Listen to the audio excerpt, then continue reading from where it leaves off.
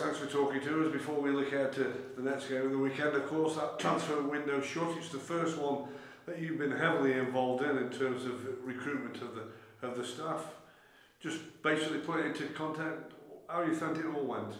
We're really pleased with the players that we brought in. We didn't think we'd be able to bring 9 players in, but we manoeuvred really well. The recruitment team, Josh and Glenn, and John Dillon alongside them have done exceptionally well to do the business that we have. We've managed to bring in players across multiple positions, 5 permanents, 4 loans, and we've been really pleased with the impact of those players since they've come in.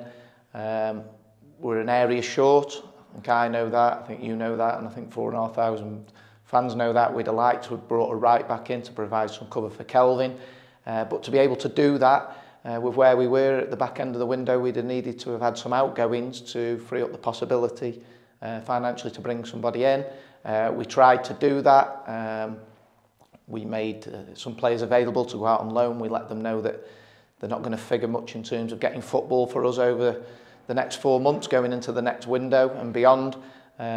So we've been actively, obviously, trying to make use of some outgoing transfers, outgoing loans, if you like, over the last few weeks, but nothing's dropped in that sense, which meant it didn't free up the possibility to bring in a player in that position, which is disappointing because it's something we've identified and we're aware of, but sometimes in football things don't roll your way.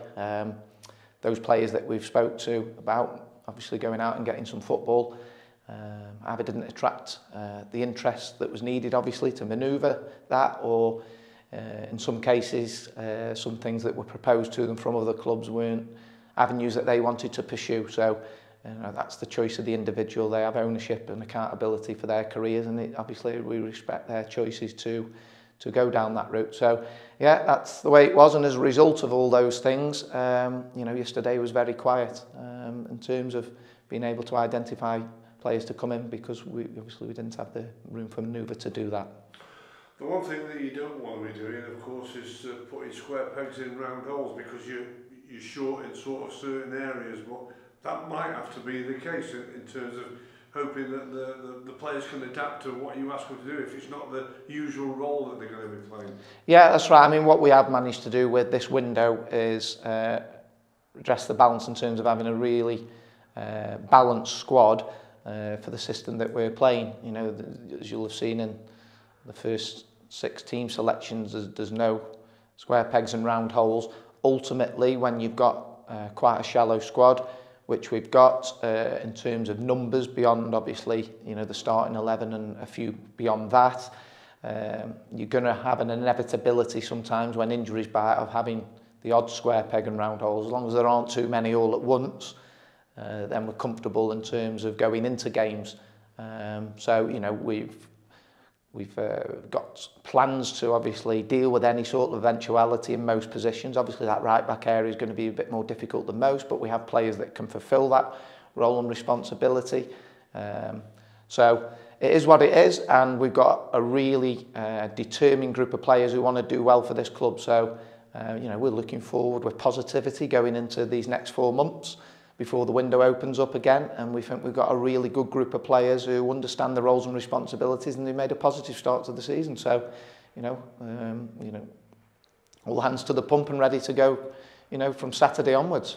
Well, when we spoke to you earlier in the week, you made a strong point that you said that Chris Long would train this week, and he should be around the setup come Saturday afternoon against Stevenage. That's first of all, hopefully get good news from you for the supporters that Chris Long has trained and he is getting more or less close to being in your squad. Is that still the case, you know, a few hours away from kick-off time? Yes. That's great news then, isn't it? You must feel a relief there, not just for you, but for him as well, because he is a key player, and he has admitted he's not got enough football in for you. Yeah, you're right, Graham. He is a key player for us, not just a key player on the pitch with what he can bring. We all know Chris Long is one of our best players. I don't think I'm saying anything out of the ordinary there to you all. I think you all know that. And we've missed him in terms of the impact he can have on games of football, either from the left, which is where he's played predominantly for us, because we see that as his best position in terms of making an impact, and so does he, or through the middle. But it's the impact he can have off the pitch as well. He's a very well respected player around the changing room. He's got good habits and he's got a good manner about himself and helps all the younger players in terms of their day-to-day work. So yeah, it's really positive that we got him back out on the grass. He hasn't been out on the grass long, but nonetheless, that's still enough for us to obviously want to be in a position to select him for the squad coming into the Stevenage game. Lachlan Brook was a player that you were sending away for a scan. Has it come back better news than you were expecting? Yeah, what you get with players is some take longer than others to recover from injuries for a multitude of reasons. Thankfully with Lachlan, he's most certainly in that group of players that is a quick healer. He's got great determination to get back as early as he possibly can, and often you're given probably for those types of injuries a 2-week window of when they could be fit. It's usually 2 to 4 weeks, 4 to 6 weeks, 6 to 8 weeks. That one was designated as a 4 to 6 week injury, and it's looking like we're going to get Lachlan right at the front end of that 4th week. So it's really positive on his front. We think we're probably 2 weeks away from seeing him back training. Well, the first window has shut. The first month of the season is completed. And so far, it's a satisfactory opening. Is it just that 1 defeat, 3 clean sheets, 3 wins, 2 draws in the league? Yeah, pleasing, as we've all said. We're probably 2 points lighter of where we should be, but it's been a tough start. Got the match analysis, Matt Brayo, to do some stats yesterday in terms of how our start has compared to others based on the opposition that everybody's played and where they stand in the league table, and we're right up there in terms of level of difficulty. I think that's off the back of we played a Salford and a Bradford and a Northampton, so we played some tough teams so far and shown that we're more than able to compete, and against the teams that obviously haven't made such a good start, who are more likely to be in the bottom end of the table, we've won those games quite convincingly. So yeah, we're where we want to be at the minute. Moving forward, and we go into the next set of 6 games looking to, if not equal, then enhance the points total that we got in the first 6. All the different targets that you're looking at now with your players and your staff after the first month's completed as you move on? Yeah, we're looking now towards seeing where we are after 10, and then we'll look to see where we are after 15, and I think that gives you a benchmark of how the league's going to look, doesn't it? We're starting to enter that stage of the season now, September, early October, where those 10 to 15 games will be boxed off.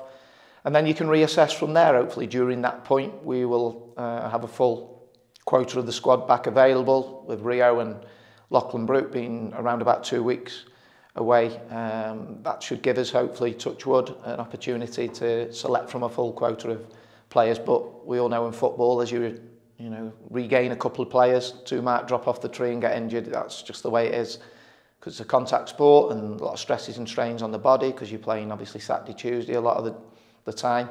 But we're certainly hoping that we can have a full quota very soon.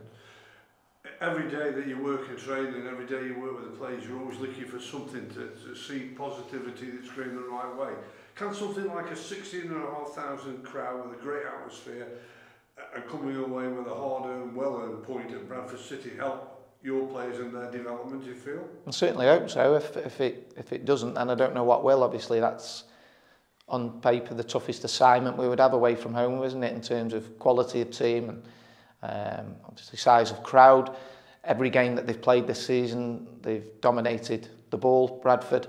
So they ask questions of you physically and out of possession, and all those questions that were thrown our way, we answered convincingly. So yeah, if you can't go into the next game with a spring in your step off the back of what we produced in that game, then I don't think you ever would. Well, the colourful, charismatic Steve Evans comes up on Saturday afternoon with his Stevenage side. He's been around the block for a few years now. He knows all about the lower leagues, doesn't he? And what a fantastic start they've made, because I think they progressed in the Carabao Cup. They had a fine win in the Papa John's, and up there in the table, like you are, in the opening month of the season. Yeah, they only lost the last game, didn't they, out of the first 6 in the league. They've had some good results across both the cup competitions as well, so they've certainly got a winning mentality very early on in the season, something you'd expect from Steve Evans and Paul Rayner team. They're always competitive and they're always good starters once they've managed to recruit what they need to recruit in the summer going into many seasons, whether that's when they've been at Gillingham or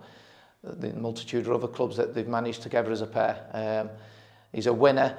He gets his teams organised. As I say, they're always strong and competitive. He's got lots of experienced players who've been used to succeeding in this league and League One, so we're expecting a very, very tough encounter, one very similar in terms of style to what we encountered against Sutton.